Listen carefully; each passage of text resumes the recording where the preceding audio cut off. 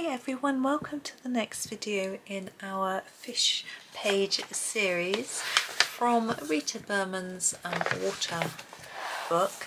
Now we are on this fish today using our Staedtler Design Journey pencils as we have for all of them, and I need to decide what colour I'm doing this little fishy. I haven't decided yet. I'm wondering what you guessed, whether you guessed right. Okay, I have thought about, let's get going. I'm going to start with the flower and actually just work from that, really.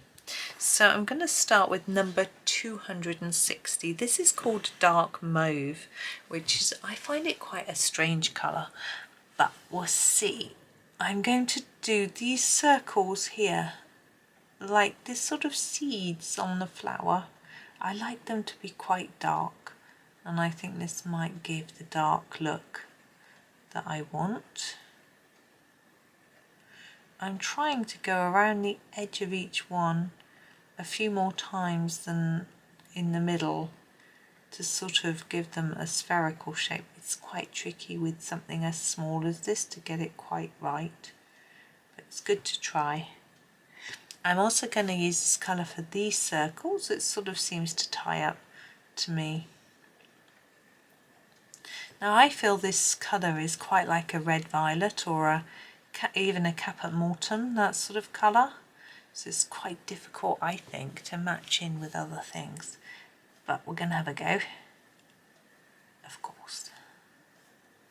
So I'm just blocking these in. I'm not doing anything special. I'm just trying to make sure that I've got a reasonably even covering. It'd be nice if it was really even, but I'm not that good, and I can't see so well from a little bit far away. So I just do my best. Okay, that's those.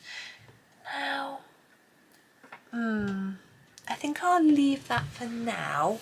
I'd probably do a few other things in that colour later. I'm going to use the dark mauve next. That was the mauve, actually. I think I told you the wrong name. This is 260, the mauve. And then this is the dark mauve, which is 61, which to me neither look like a mauve. And this one is definitely lighter, so I always get very confused by the names. But anyway, I'm going to, as I've said in an earlier video, if you want to know the names of all the Staedtler pencils, then I've got all the information off their website and popped it into a chart.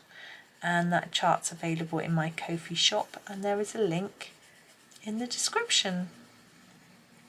So you can go in, it's just a download, so you don't have to print anything off or do anything special. It's really simple to use. You don't have to pay any money.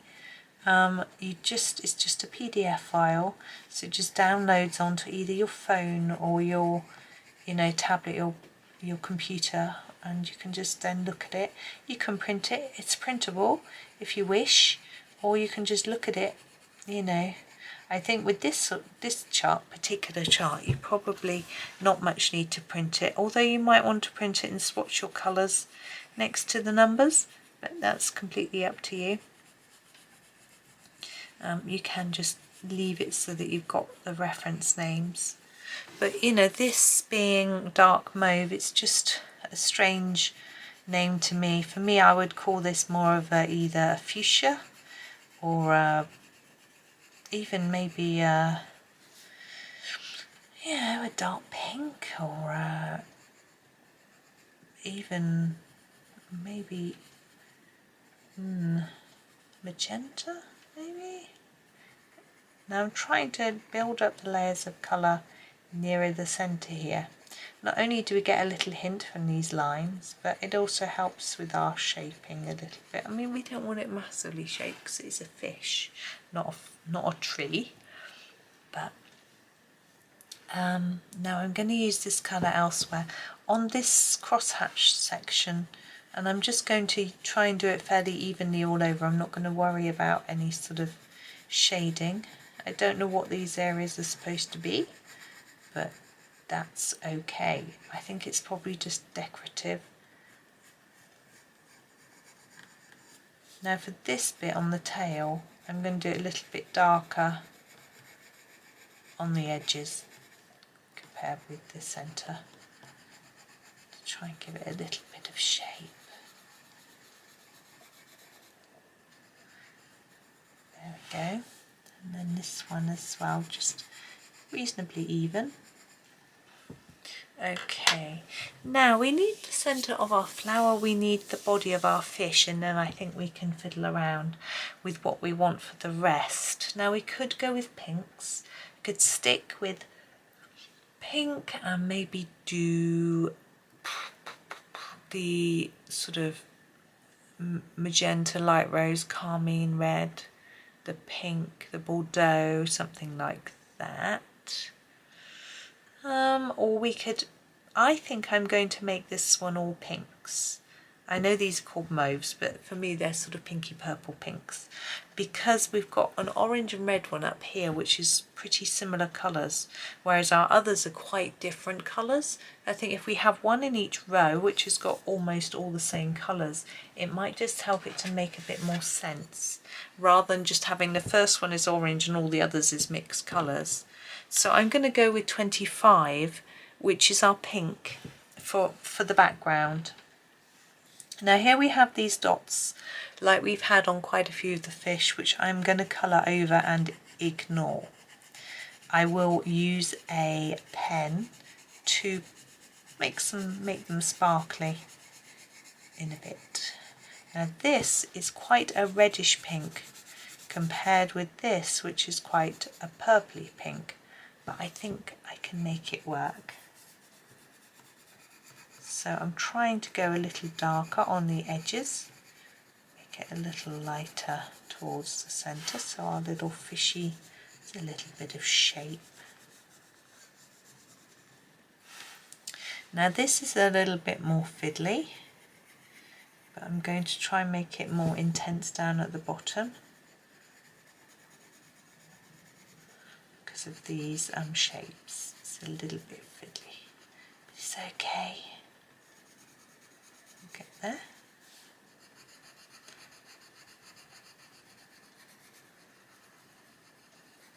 There we go. And the same down here. Someone did ask me if they had missed my boys' exam results. No, they don't come out until August, sort of mid-August. There's always a long period of marking time for exams here, because the ones that are done at 16 and 18 are marked by external examining board, not the schools. So it takes a bit longer.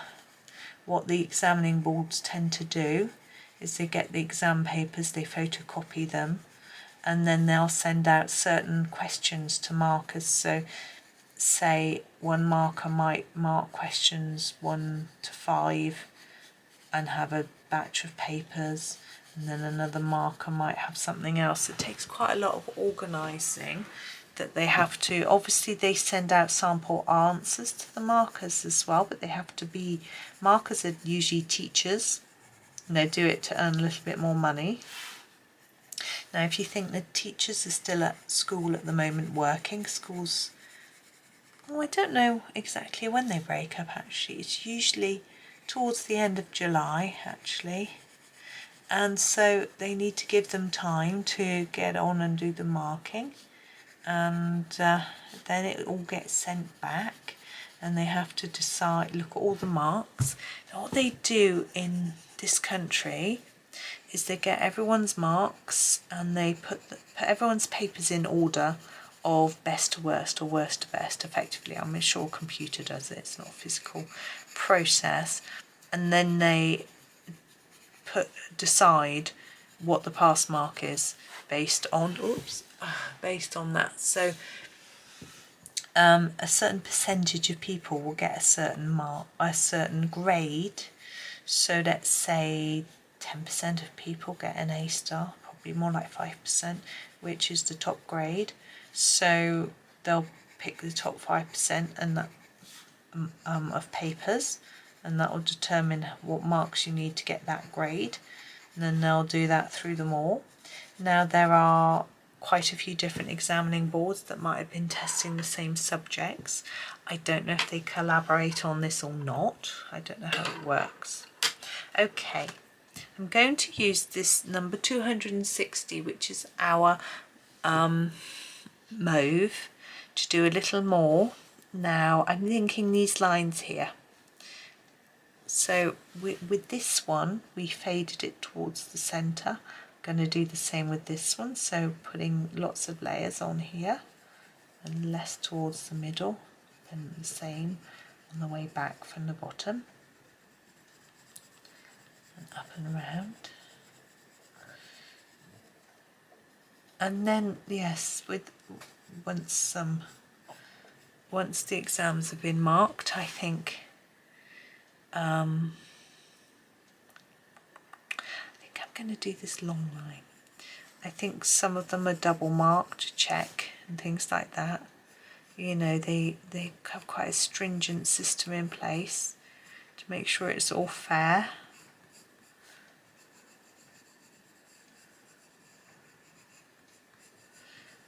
There we go.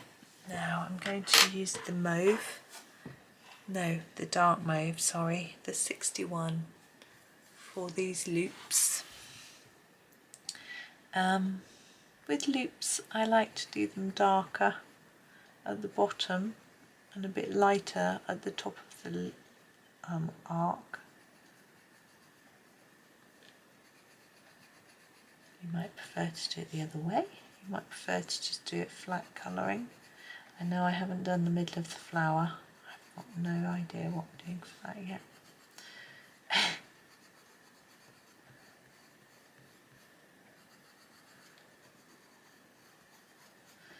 Now that's our darker colour, so I think I'm going to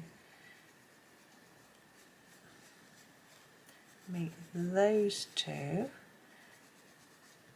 like that, and I still got that colour going to go around the eye. And then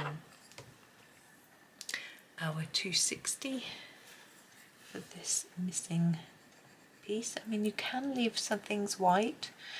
I did a page the other day, I left lots of it white, and I rather liked it.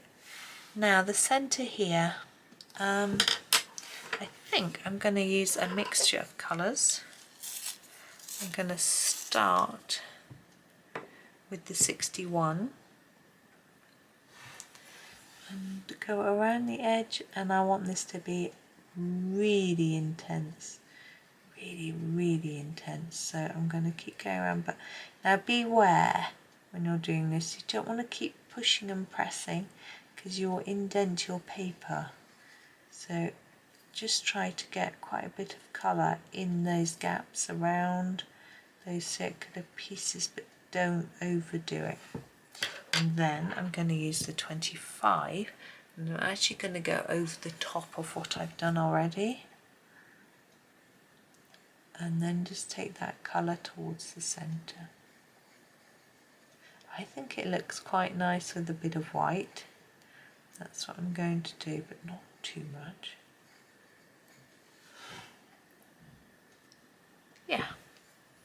So now we need to think about our glitter. No, our eye, sorry. I'm jumping ahead. Number 85 for the eye. Again, we've got a white piece in the black, which I want to leave white, and I think it's advisable to do your darkest bit of grey above there, then fade it in both directions to your next darkest bit of grey opposite that one. Fade it and leave a little bit of white for shine. Right, now it's time for our glitter pens. I'm just thinking what we can do. We have a sort of pinkish colour and a reddish. I think those two. So we have a sort of light pink and a dark pink. Yeah, let's play with these. I think I'm going to use the lighter colour. I think this is the lighter colour, the 720, on the dark, on the black areas, so on this line here. Sort of fades a bit there. But the dots I'm going to do with this one. This is 721. So these dots around here. I'm not sure if this isn't red, but it's absolutely fine. Oops. And here, now the centre of the flower in the middle there are dots, but I'm concerned that if I put a colour in there, it's going to affect the look of it, the shape that I've created. So I'm actually going to do something slightly different with that one. Oops, I'm going to use this sort of glaze pen. This is number 700, which has got a clear gel in it rather than, or maybe just a glue, rather than a colour, and I'm just going to put this on top of the dots. Okay, so we'll still end up with the glitter without it sort of playing too much with the pan. Now we're back on the black, so I'm going to use 720 and I'm going to go inside these arcs. Now you could use outline everything, but I'm going to just keep it reasonably limited. We'll do this by not doing every single edge, but it just depends what you want to do. There we go. And now we have those dots to do at the bottom of the face, and I'm going to use number 721 for those. Now we have a fine dots. I'm going to go over those a little bit as well as doing these larger ones. Our next fish is asleep. It looks so cute.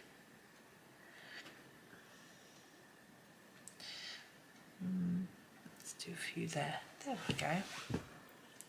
Okay, so let me show you that sparkle. Oops, there we go. Okay, and there is our little fish for today. So thank you so much for watching. I hope you have a really super day and happy colouring.